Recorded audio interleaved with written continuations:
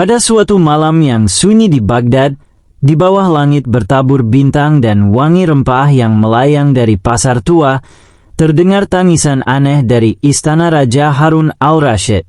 Tangisan itu bukan dari bayi, bukan pula dari istri raja, melainkan dari peti emas istana yang tiba-tiba kosong. Raja memerintahkan seluruh penjaga memeriksa setiap sudut istana. Namun anehnya, tidak ada tanda pencurian, tidak ada jejak kaki, tidak ada pintu yang terbuka. Hanya satu hal yang tersisa di lantai dekat peti harta, sebutir telur ayam kampung yang meneteskan air mata. "Telur menangis," seru Menteri Harta. "Bukan telur, itu tuyul yang gagal menetas," jawab pengawal lain dengan wajah pucat. Seluruh Baghdad geger. Kabar bahwa tuyul pencuri emas raja, gentayangan menyebar lebih cepat daripada gosip istri keempat raja yang kabarnya suka makan siang dengan penyair istana. Wajah tersenyum dengan mulut terbuka dan mata menyipit. Raja murka, bukan karena kehilangan emasnya, tapi karena harga dirinya dicuri oleh makhluk yang bahkan tak punya celana. Maka ia berkata dengan suara menggelegar, "Panggil Abu Nawas. Kalau dia bisa menangkap tuyul itu, aku akan memberinya separuh peti emasku.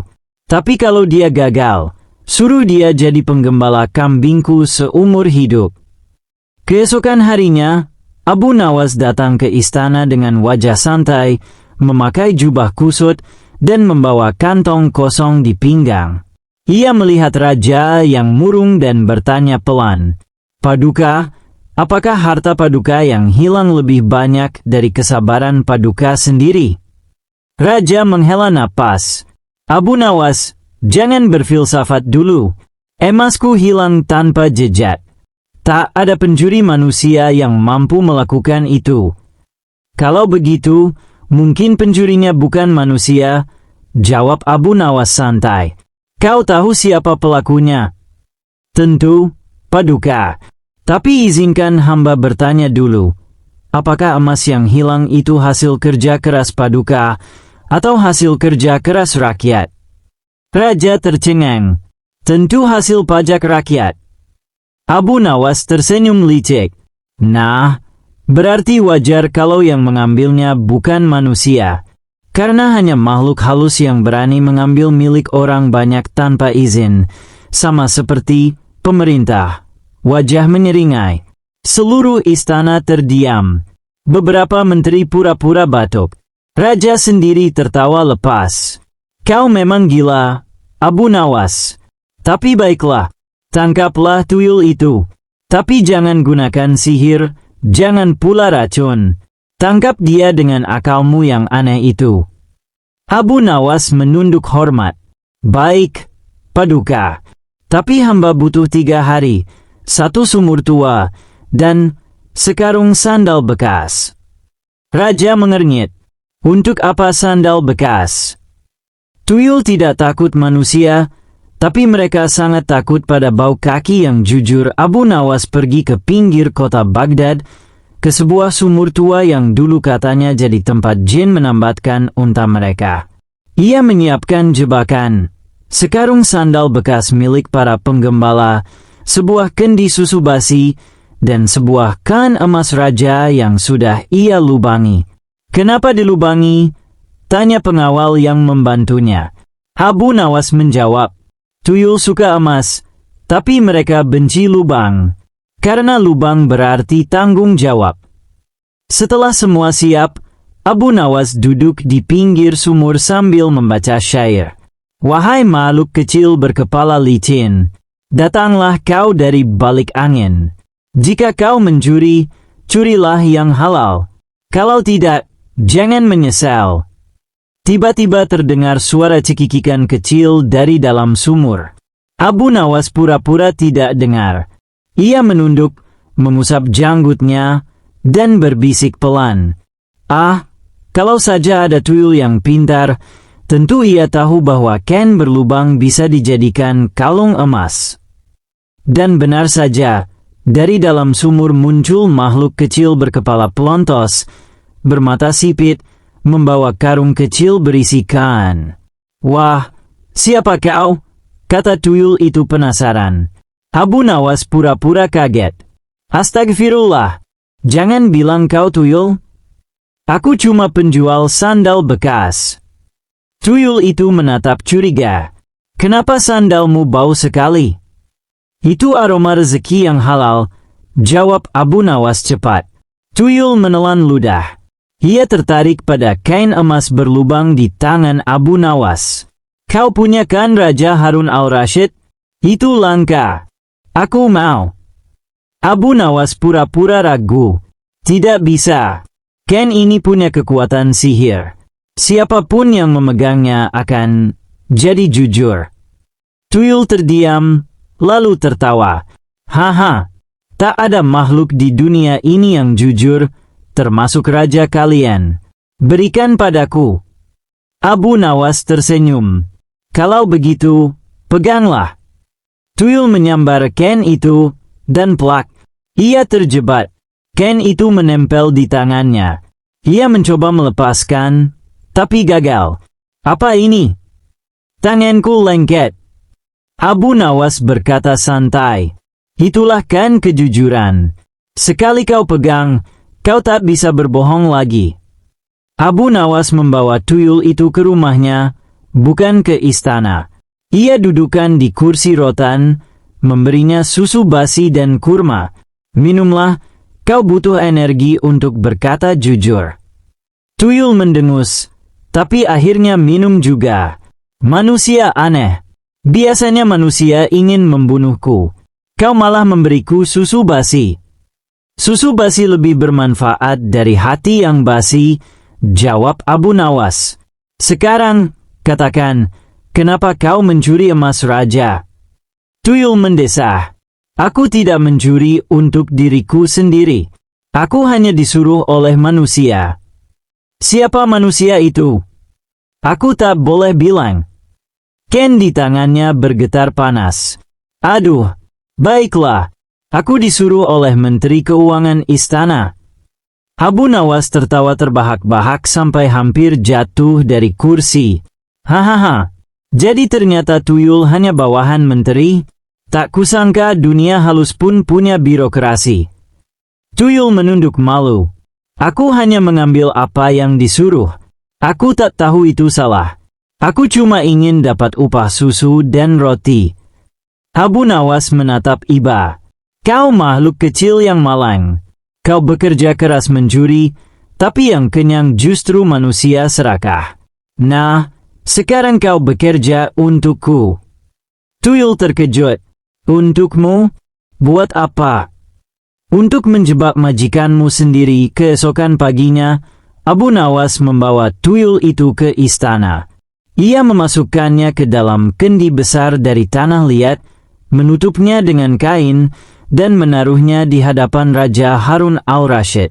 Raja yang sedang makan roti madu berhenti sejenak. "Apa itu, Abu Nawas? Jangan bilang itu makan siangmu." "Bukan, Paduka," kata Abu Nawas sambil tersenyum. "Ini makhluk yang lebih berharga dari semua menteri Paduka, karena dia tidak pandai berbohong." Raja tertawa geli. "Kau gila. Coba buktikan."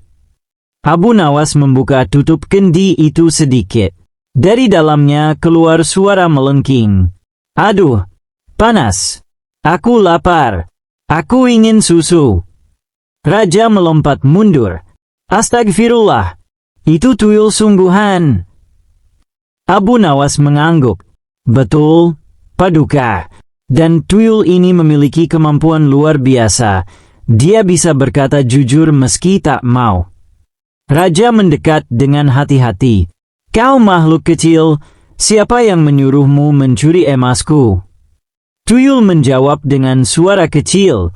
"Aku disuruh oleh manusia yang mencintai uang lebih dari Tuhan." Raja terkejut. "Siapa itu?" Tuyul menangis. Air matanya menetes, tapi Abu Nawas tahu itu air mata licik. "Cepat, katakan namanya." Kan emas di tangan tuyul mulai bersinar panas. Ia menjerit. "Aduh, baiklah. Namanya, Menteri Keuangan Paduka. Seluruh istana mendadak hening.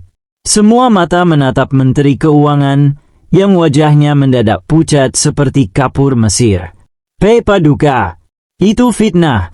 Itu cuma tuyul, bukan manusia, serunya panik. Abu Nawas menimpali santai. Justru itu masalahnya, Paduka. Yang manusia berbohong, yang tuyul berkata jujur. Raja menatap menterinya tajam. Apakah benar kau menyuruh makhluk halus mencuri emas rakyatku? Tidak, Paduka. Demi surga. Ken di tangan tuyul tiba-tiba memantul dan menempel ke wajah sang menteri, dan keling. Ia menjerit sambil menutup muka. Panas. Panas. Abu Nawas tertawa kecil.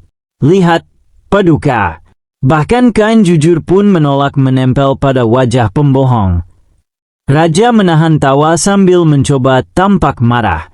Kau sungguh luar biasa, Abu Nawas. Tapi bagaimana kau tahu kan itu bisa membuat tuyul berkata jujur? Abu Nawas menjawab santai. Hamba tak tahu, Paduka. Tapi hamba tahu satu hal. Jika kejujuran dibawa oleh orang miskin, maka makhluk gaib pun akan hormat. Raja termenung. Ia menatap tuyul yang kini duduk meringkuk di lantai, menangis terseduh-seduh. Kenapa kau menangis, wahai makhluk kecil? Tuyul menatap raja dengan mata basah. Aku lelah, Paduka. Aku mencuri bukan karena ingin kaya, tapi karena dunia manusia terlalu jahat untuk makhluk sekecil aku. Raja tertegun. Abu Nawas menatap sang raja, lalu berkata pelan, Paduka, bahkan tuyul pun menangis karena kerakusan manusia. Kalau dunia bawah tanah saja sudah muak dengan dosa manusia, apalagi langit. Raja menunduk. Ia sadar bahwa tuyul itu hanyalah cermin dari keserakahan manusia di permukaan bumi. Namun kisah ini belum berakhir. Malam berikutnya, tuyul yang kini tinggal di rumah Abu Nawas mengaku sesuatu yang mengejutkan. Abu Nawas, kau tak tahu bahaya yang menanti. Raja Tuyul marah besar karena aku tertangkap. Mereka berencana mencuri semua emas di Baghdad sebagai balas dendam. Abu Nawas tersenyum santai. Hahaha, bagus. Semakin banyak yang marah, semakin banyak yang bodoh. Tapi, di mana mereka bersembunyi? Tuyul berbisik. Di bawah tanah pasar Baghdad. Di sana ada istana kecil dari Ken curian manusia. Hanya makhluk serakah yang bisa masuk ke sana. Abu Nawas mengelus janggutnya. Kalau begitu, aku harus berpura-pura jadi orang serakah. Itu peranku sejak lahir. Wajah tersenyum dengan mulut terbuka dan mata menyipit. Ia menyiapkan rencana besar. Dengan izin raja, ia membawa sekarung uang perak, satu tongkat, dan seekor ayam putih yang disebut penjaga arah gaib. Tengah malam, ia berjalan menuju pasar yang sunyi. Di bawah cahaya bulan, ia menggali tanah di dekat kios perhiasan. Setelah menggali cukup dalam, tiba-tiba tanahnya berguncang. Sebuah pintu batu muncul, di atasnya tertulis dengan huruf gaib. Selamat datang di kerajaan harta yang tak pernah puas. Abu Nawas menunduk hormat. Wah, tulisan yang jujur. Bahkan pintu tuyul pun tahu manusia tak akan pernah puas. Ia masuk perlahan. Di bawah tanah, ia melihat ratusan tuyul berkepala licin, berlari ke sana kemari, membawa ken, gelang, dan perhiasan. Mereka bekerja seperti semut, tapi semuanya tertawa girang, seolah sedang berpesta pora di neraka emas. Di tengah-tengah gua besar, duduklah Raja Tuyul, gemuk, bermahkota dari emas curian, dengan jenggot putih dan wajah sombong. Siapa kau? Manusia berani masuk wilayah kami. Abu Nawas menjawab sambil menunduk. Aku utusan manusia serakah. Aku ingin menjadi anggota kerajaanmu. Raja Tuyul tertawa. Hahaha. Kau manusia pertama yang jujur mengaku serakah. Abu Nawas membalas, itu sebabnya aku pantas jadi menteri keuanganmu. Wajah menyeringai. Raja Tuyul suka jawabannya. Ia memerintahkan semua tuyul memberi Abu Nawas tempat duduk di singgasana kecil dari perak. Kalau kau menteri keuangan, apa yang bisa kau ajarkan kepada kami? Abu Nawas berkata, aku bisa membuat kalian kaya tanpa mencuri satu kan pun. Seluruh tuyul terdiam, termasuk Raja Tuyul. Mustahil. Tidak, kata Abu Nawas. Kalian mencuri karena takut miskin. Tapi kalau kalian bisa membuat manusia memberi emas secara sukarela, bukankah itu lebih hebat? Raja Tuyul berpikir lama. Manusia memang bodoh. Tapi bagaimana caranya? Abu Nawas tersenyum. Sederhana, buat manusia takut kehilangan uangnya. Maka mereka akan menyerahkannya padamu dalam bentuk penjagaan, pajak, dan bunga. Raja Tuyul tertawa keras. Hahaha, kau jenius. Kau lebih setan daripada kami. Abu Nawas ikut tertawa. Tapi diam-diam ia menandai jalan keluar, karena ia tahu, sekali ia keluar, ia akan melapor pada Raja Harun al-Rashid untuk menutup kerajaan Tuyul selamanya. Namun keesokan malamnya, serangan balik terjadi. Ratusan tuyul naik ke permukaan, masuk ke rumah Abu Nawas sambil membawa buku, tinta, dan kalkulator kayu. Kami sudah belajar ekonomi manusia. Sekarang kami mau buka bank tuyul. Teriak salah satu tuyul kecil. Abu Nawas menepuk dahinya. Astagfirullah, tuyul-tuyul zaman sekarang sudah sekolah. Salah satu tuyul maju ke depan. Kami ingin kerja sama denganmu, Abu Nawas. Engkau yang mengajar strategi keuangan, kami yang mencuri modalnya. Abu Nawas menggeleng. Kalian tak perlu mencuri. Cukup jadikan manusia tamak sebagai pelanggan. Mereka akan datang sendiri membawa emas. Para tuyul bingung. Bagaimana caranya? Bikin undian palsu, investasi gaib, dan janji cepat kaya, kata Abu Nawas dengan gaya dosen ekonomi gaib. Tuyul bersorak. Hidup Abu Nawas, penemu ekonomi dunia bawah. Namun tiba-tiba terdengar suara menggema dari langit. Wahai makhluk kecil dan manusia aneh, berhentilah mempermainkan rezeki. Petir menyambar. Tanah berguncang. Tuyul-tuyul panik dan lari ke segala arah. Abu Nawas berlutut, berkata lirih. Ampun, ya Rab. Aku hanya ingin menunjukkan pada Raja betapa gilanya dunia ketika uang jadi Tuhan. Keesokan paginya, Abu Nawas dipanggil Raja. Raja berkata, bagaimana nasib kerajaan tuyul itu? Abu Nawas menjawab, sudah lenyap, Paduka. Tapi jangan senang dulu, sebab tuyul sejati kini hidup di hati manusia yang rakus, tamak, dan takut miskin padahal punya segalanya. Raja terdiam. Abu Nawas melanjutkan, tuyul-tuyul bawah tanah mudah ditangkap. Tapi tuyul-tuyul dalam dada manusia hanya bisa dikalahkan dengan kejujuran. Raja berdiri, lalu memeluk Abu Nawas. Kau benar. Kau menangkap tuyul, tapi yang lebih penting, kau menangkap keserakahan di dalam istanaku.